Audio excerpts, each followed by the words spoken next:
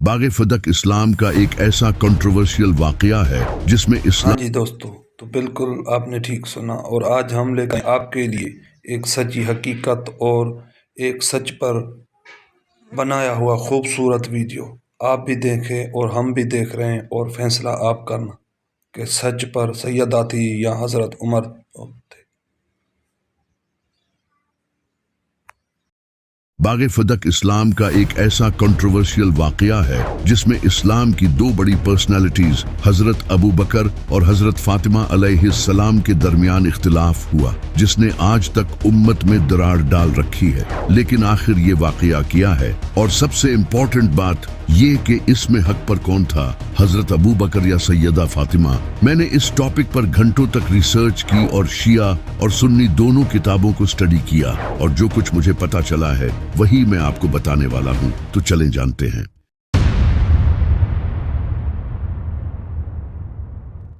जब इमाम अली अलैहिस्सलाम ने मरहब को मारकर खैबर को फतह किया, जो कि यहूदियों के लिए एक बहुत बड़ी शिकस्त थी, इसे देखते हुए यहूदियों के कुछ कबीलों ने खौफ के मारे नबी सल्लल्लाहु अलैहि वसल्लम को अपनी फदक की आधी जमीन देने की ऑफर की ताकि मुसलमान इनसे जंग न करें। नबी सल्लल्लाहु अलैहि वसल्लम ने ये ऑफर एक्सेप्ट कर ली, जिसके बाद नबी सल्लल्लाहु अलैहि वसल्लम को फदक की आधी जमीन मिल गई। फदक खैबर के करीब ही एक जगह थी जहां यहूदियों के बाग और एग्रीकल्चर लैंड्स थी। अब क्योंकि ये बाग नबी सल्लल्लाहु अलैहि वसल्लम को यहूदियों ने खुद से दिए थे, न कि मुसलमानों ने इसके लिए कोई जंग की थी, इस वजह से इस जमीन पर सिर्फ नबी सल्लल्लाहु अलैहि वसल्लम का ही हक था, क्योंकि कुरान में आया है, और अल्लाह ने अपने रसूल को इनसे जो गनीमत दिलाई तो तुमने इस पर न अपने घोड़े दौड़ाए थे और न ऊंट। हाँ, अल्लाह अपने रसूलों को जिस पर चाहता है गलबा दे देता है, और अल्लाह हर शे पर खूब कादिर है।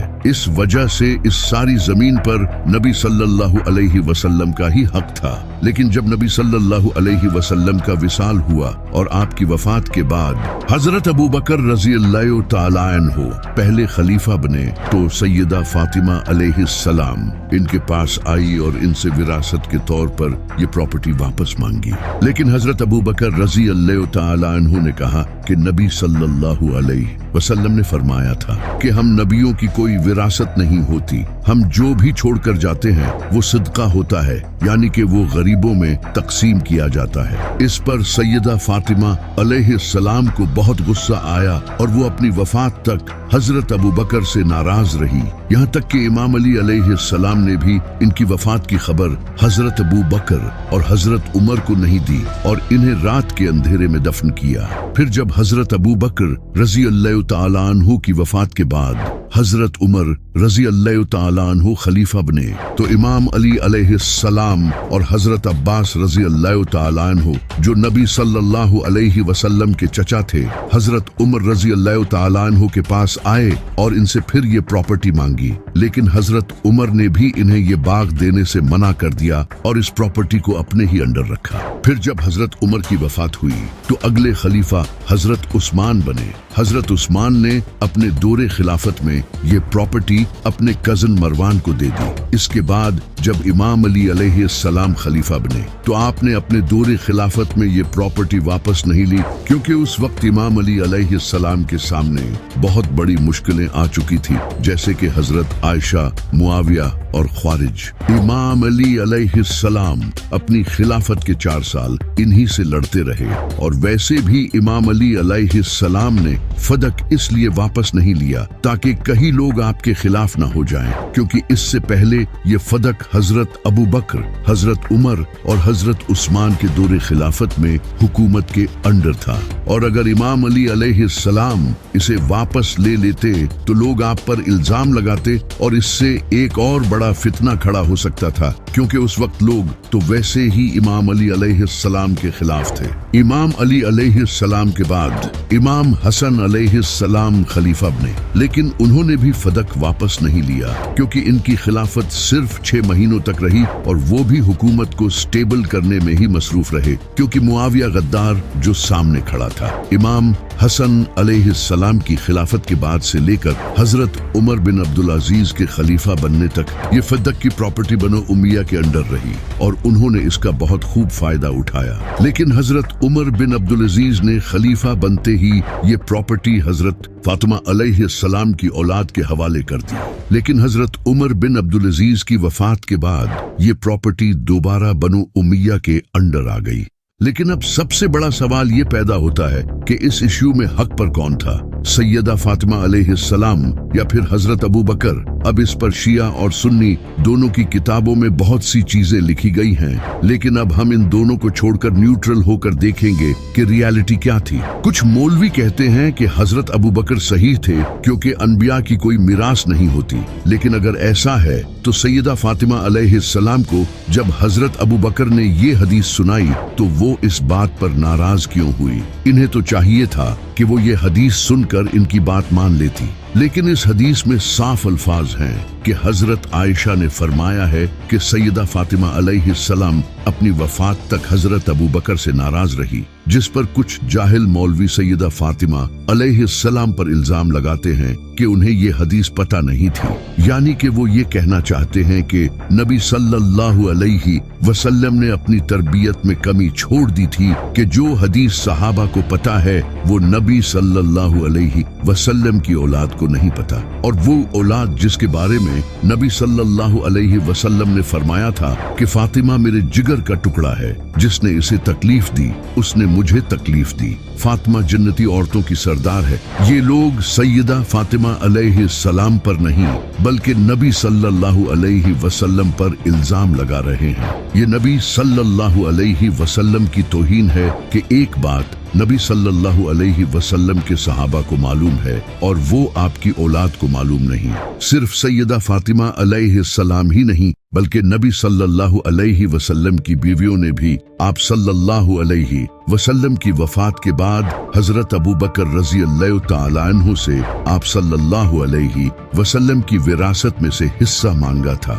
लेकिन उन्हें भी हजरत आयशा ने यही हदीस सुनाई, यानी कि नबी सल्लल्लाहु अलैहि वसल्लम की बीवियों को भी इस हदीस का कोई इल्म नहीं था। सैयदा फातिमा अलैहिस्सलाम के पास हजरत अबू बकर से ज्यादा इल्म था क्योंकि वो नबी सल्लल्लाहु अलैहि वसल्लम के इल्म की वारिस थी। और अगर नबी सल्लल्लाहु अलैहि वसल्लम की वफात के बाद आपकी विरासत पर गरीबों का हक था तो फिर सैयदा फातिमा अलैहिस्सलाम मांगती ही क्यों? सिर्फ सैयदा फातिमा अलैहिस्सलाम ही नहीं बल्कि इमाम अली अलैहिस्सलाम भी हजरत अबू बकर के इस फैसले से खुश नहीं थे। इसी वजह से आपने सैयदा फातिमा अलैहिस्सलाम की वफात पर इन्हें इसकी खबर नहीं दी। इमाम अली से बड़ा इल्म रखने वाला कौन हो सकता है? यहाँ तक कि इमाम अली अलैहिस्सलाम ने हजरत उमर से भी फदक की जमीन वापस मांगी, लेकिन उन्होंने भी देने से इनकार कर दिया। अगर उन्हें हजरत अबू बकर का फैसला मंजूर होता तो हजरत उमर से क्यों मांगते?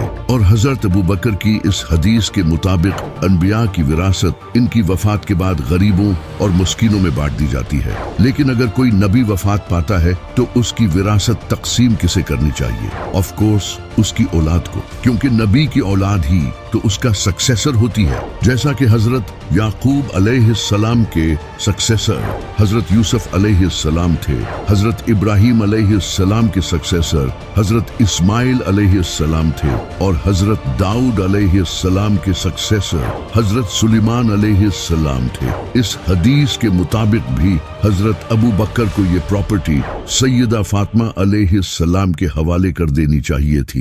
लेकिन अगर कुरान को देखा जाए तो इसमें तो कहीं ये नहीं लिखा कि अनबिया की मिरास नहीं होती। उल्टा हमें ऐसी कई आयात मिलती हैं जिनसे इशारा मिलता है कि अनबिया की विरासत होती है। जैसा कि कुरान में ये आयत मौजूद है जिसमें हजरत ज़िक्रिया अलैहिस्सलाम अल्लाह से दुआ करते हैं कि ऐ अल्लाह तू मुझे एक बेटा अता कर जो मेरा वारिस बने। इसी तरह कुरान में तो साफ साफ ये बताया गया है कि इंसान की मौत के बाद इसकी जायदाद किस तरह तकसीम की जानी चाहिए। यहाँ भी कहीं नहीं लिखा कि अनबिया की कोई मीरास नहीं होती। चलो अगर मान भी लें कि नबी सल्लल्लाहु अलैहि वसल्लम की कोई मीरास नहीं थी और आपकी वफात के बाद आपकी प्रॉपर्टी गरीबों और मस्कीनों में तकसीम की जानी थी, तो फिर नबी सल्लल्लाहु अलैहि वसल्लम की बीवियां आप सल्लल्लाहु अलैहि वसल्लम की वफात के बाद आपके घरों में क्यों रही? उन घरों को भी तो गरीबों और मस्कीनों में तकसीम किया जाना था। यहाँ तक कि हजरत आयशा भी नबी सल्लल्लाहु अलैहि वसल्लम के ही घर में अपनी वफात तक रही। इन घरों को तकसीम क्यों नहीं किया गया? लेकिन आखिर फिर हजरत अबू बकर ने सैयदा फातिमा अलैहिस्सलाम को ये प्रॉपर्टी क्यों नहीं दी? एक्चुअली यहाँ हजरत अबू बकर रजी अल्लाह तआला अन्हु से गलती हुई थी, क्योंकि बहुत सी किताबों में ये लिखा है कि हजरत अबू बकर को विरासत के बारे में मालूम नहीं था। जैसा कि किताबुल अमवाल में हदीस मौजूद है कि हजरत अबू बकर ने कहा कि मुझे नबी सल्लल्लाहु अलैहि वसल्लम से इनकी खाला की विरासत के बारे में पूछना चाहिए था। इससे सिमिलर हदीस और भी बहुत सी किताबों में नकल की गई है। आप इनके रेफरेंसेस अपनी स्क्रीन पर देख सकते हो। इसके अलावा हजरत अबू बकर रजी अल्लाह तआला अन्हु ने अपनी जिंदगी में 500 हदीसों को खुद जलाया था, तो इससे साफ जाहिर होता है कि उनसे यहाँ गलती हुई है। लेकिन उन्होंने ये प्रॉपर्टी कोई अपने फायदे के लिए यूज नहीं की, बल्कि उन्होंने भी इस प्रॉपर्टी को नबी सल्लल्लाहु अलैहि वसल्लम की तरह गरीबों और मस्कीनों के लिए ही यूज किया था। हजरत अबू बकर